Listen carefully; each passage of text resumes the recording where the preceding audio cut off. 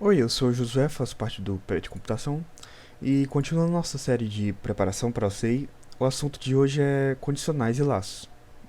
Continuando nosso assunto de programação. Bom, então vamos começar. Basicamente, essas estruturas condicionais vão possibilitar ao nosso programa ter uma escolha dependendo do que for julgado.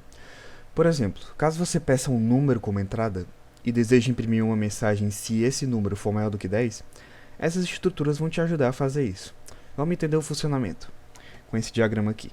Nós temos o início do programa aí. Em seguida, nós vamos para a condição. A gente checa se a condição for verdadeira. E se ela for verdadeira, a gente vai seguir e executar alguns comandos que a gente escolheu. E então, até o fim do programa. Já se aqui na condição a condição for falsa, ele não vai chegar a executar esses comandos. Ele vai seguir esse caminho aqui, que no caso leva ao fim, ao invés de seguir esse que levaria aos comandos. Ou seja, caso a condição seja satisfeita, no nosso caso o número entrado ser maior do que 10, ele vai executar esses comandos aqui, imprimindo número maior do que 10, por exemplo. Já se a condição não for verdadeira, o programa vai ignorar o que tiver nesses comandos aqui e vai prosseguir com o que tiver depois no programa. Veja como ficaria o nosso pequeno programa até agora.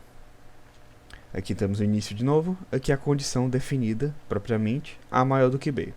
Se A for maior do que B, no caso isso for verdadeiro, ele vai executar esse comando aqui, exigir mensagem A é maior do que B, e vai chegar ao fim do programa.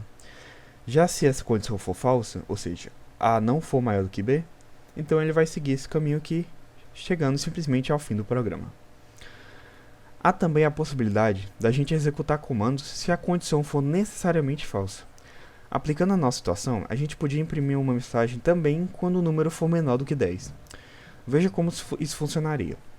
Aqui o início, né, nesse pontinho, a gente veio até a condição. Condição verdadeira, a gente vai executar os comandos do código se. E então ir até o fim do programa.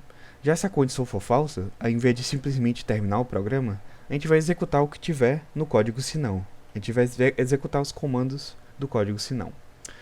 No nosso caso aqui específico, se x for maior do que 10, a gente imprime maior do que 10.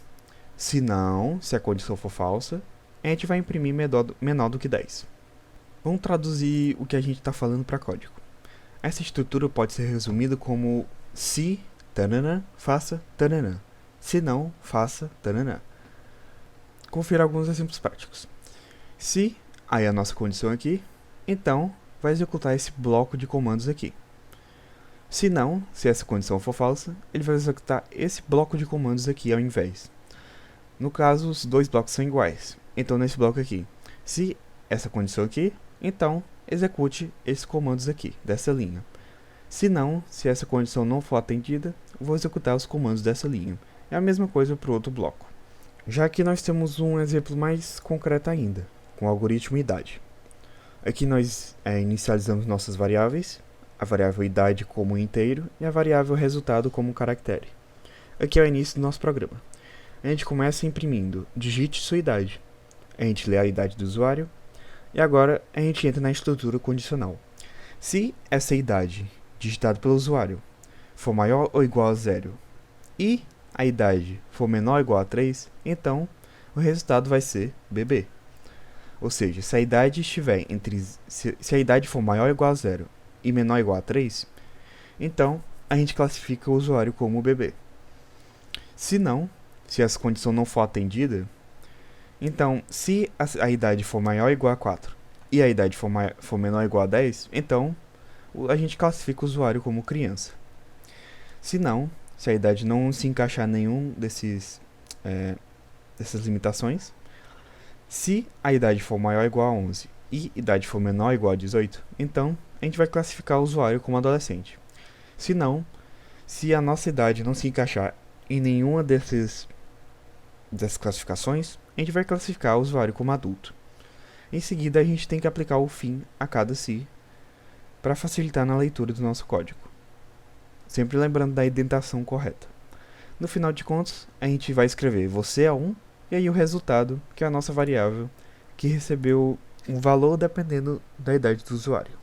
E assim termina o nosso algoritmo. Vamos partir agora para as estruturas de repetição. Essas estruturas vão te permitir repetir comandos até que algo seja satisfeito. Nesse caso, há duas formas da gente fazer isso. A primeira é com o comando faça, que normalmente é usado com o iterador, percorrendo listas ou matrizes. O seu funcionamento vai depender de um início e de um fim, de forma que ele vai repetir os comandos dentro do bloco até que o final seja alcançado. Vamos entender isso aí graficamente. Aqui nós temos o início, que vai iniciar o contador, que começa como 0. Na primeira contagem, ele faz checa a condição, se sim, realiza alguma ação e avança o contador. Ou seja, o contador que era 0 agora se torna 1. Ainda respeita a condição? Sim, vai realizar a ação e avançar o contador. Agora o contador é 2. E vai repetir até que a condição se torne falsa. Quando ela se torna falsa, ele não vai mais executar a ação e vai chegar ao final do nosso programa. Nesse exemplo aqui, a variável i representa o nosso iterador. 1 vai representar o nosso início e n representa o final. Em cada execução, o valor de i vai ser incrementado em 1. A gente podia colocar algum valor maior ou até mesmo valores negativos. E ao seu fim, o i é comparado a n. Caso ele seja maior, o programa vai sair do loop. Caso contrário, ele vai repetir os comandos do bloco. Aqui nós temos o diagrama que representa isso, o cálculo fatorial. O fat começa igual a 1, nosso iterador igual a 1. No começo, a nossa condição vai ser i menor ou igual a n. Ele vai checar a condição e se for verdadeira, ele vai realizar esse comando aqui, vai adicionar 1 ao nosso iterador e vai repetir checando a condição até que ela se torne falsa, e aí ele vai retornar o fat. Em código, isso ficaria assim: algoritmo fatorial para nossas variáveis fat, n, i do tipo inteiro. O início do nosso algoritmo, a gente começa escrevendo digite um número para calcular o fatorial. A gente recebe esse número e aí a gente coloca 1 na variável fatorial. Agora a gente usa o para, que é a estrutura de repetição. O i é o nosso iterador. Então, para o i, que vai começar do 1, i de 1 até o i virar n, e 1 até n, faça isso aqui. Ele vai realizar esse comando até que o i for igual a n. Aí nós temos o fim do nosso para, que é a estrutura, você sempre deve colocar o final. E aí a gente escreve o fatorial de... Aí o nosso variável n é igual a fat. E o fim do nosso algoritmo. A outra estrutura de repetição é o comando enquanto, que precisa somente de uma condição de parada, terminando o loop quando essa condição se tornar falsa. Vamos entender um pouquinho. Aqui tem o início, a gente entra na nossa condição. Ele simplesmente vai checar se é verdadeira, vai executar o comando e vai checar novamente a condição. A diferença dele é que ele não vai usar um iterador, geralmente, no próprio comando. Então, o loop é terminado quando a condição se torna falsa. E é justamente por isso que a gente tem que tomar cuidado com esse comando, porque ele é bem arriscado. Se houver um descuido com a condição que a gente colocar, o loop pode continuar eternamente. Um loop infinito, que vai consumir recursos do computador sem estar realizando nada significativo. Vamos ver como funciona o nosso fatorial com esse comando enquanto. Nossas variáveis inteiro, fat, i e valor. O início do nosso algoritmo, a gente vai ler o valor, vai colocar o 1 no iterador i e o 1 no fatorial. Aqui nós temos a estrutura do enquanto. Enquanto i for menor ou igual ao valor, faça, ele vai executar esses comandos aqui e vai atribuir 1 à variável i, vai adicionando 1 à variável i a cada comando, até que o i se torne menor ou igual ao valor. E aí a gente entra no fim do algoritmo.